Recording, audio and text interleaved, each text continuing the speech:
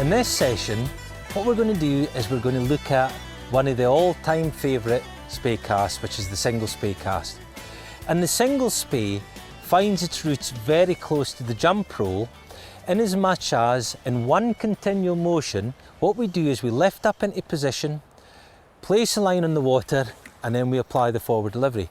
So it then falls into the momentary contact family spey casts, which include the snake roll as well as this single spey.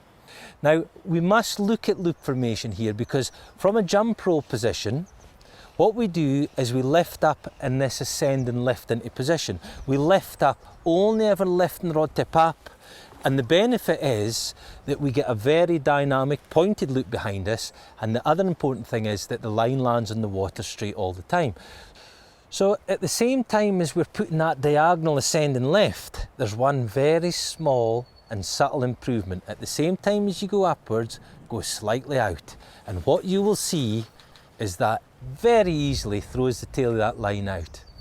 And because the rod tip is only ever lifting, you will get a line that's under complete tension, and you'll get a point on the loop, often referred to in this modern age of spey casting as a V-loop behind us.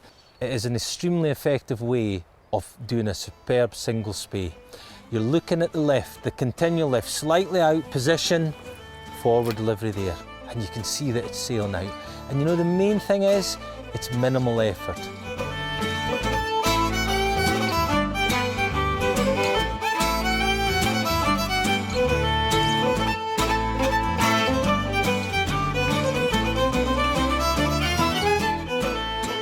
So with the single spey, like the rest of them, we're going to look at the stance, because the stance is important, and I think, to be honest, it's grossly overlooked. And what you're looking for is this right hand uppermost in this case, because we're casting off the right hand, right foot forward pointing towards the target. Now the difference between the single spey and the jump roll cast is essentially a change of direction. Here is the jump roll, lifting up, touching down, forward cast here, and here is the single spey, lifting up, change round, position, and forward delivery. Now you see there's a change in angle of between 25 to 30 degrees in that particular cast. And the single spey is purely a roll cast that's preceded with a change in direction, as indeed all spey casts are.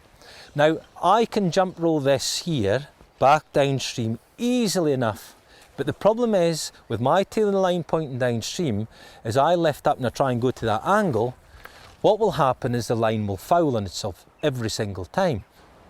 So the difference between a jump roll cast and a single spey cast is purely and simply a change of direction. So just change it onto the dangle here. Now what I'm going to do is I'm going to put outward sweep into here, and I'm going to throw the tail of the line out. So as I lift up into position, I throw the tail of the line out, there's position, and you can see that I can get a squarer cast as a result. I can actually get that line to swing through the stream. But what I must do is I must get the tail pointing to the intended target, and that's where the difference is. And that actually is the secret of all forms of spey cast. Wherever you want that forward delivery, you must first of all get that line into position so the tail of the loop is pointing towards where you want it to go. Now to begin the cast, we start with the rod tip touching the water.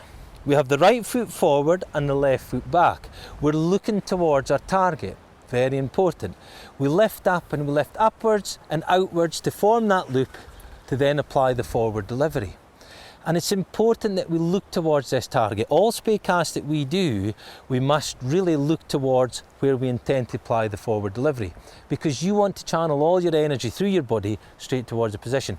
If I'm operating still pointing downstream here and I change round here, already I'm in an unnatural motion. It doesn't feel right. If I look towards the target and then change the angle towards that intended direction, then when I apply the forward delivery, all my energy is being utilised straight to where we want to go on that forward delivery there.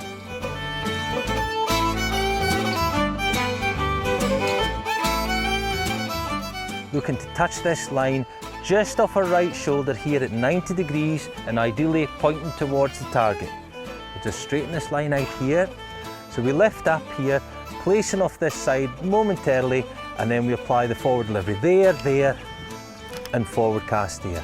very energy efficient and extremely effective for not only distance but for presentation.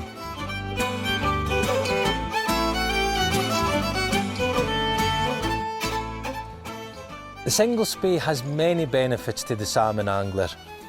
It is an excellent presentation cast. It is the best presentation cast because the nature of the cast means that the line touches the water upstream, minimal resistance, and then it's applied forward in the forward delivery.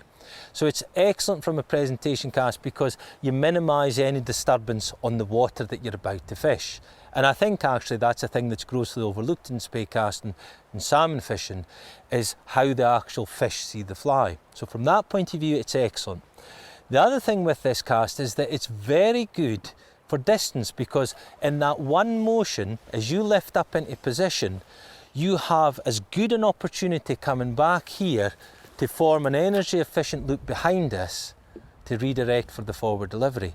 And that's why the single spey is the holder of the world record distance cast in spey casting, because it's the most efficient and the most effective.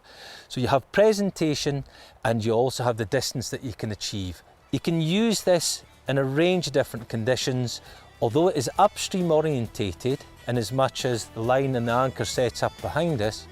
What you can do is you can certainly use it for good water coverage because you naturally are in a good position to mend the line. Single spey, an excellent cast. Make sure that we spend time learning it.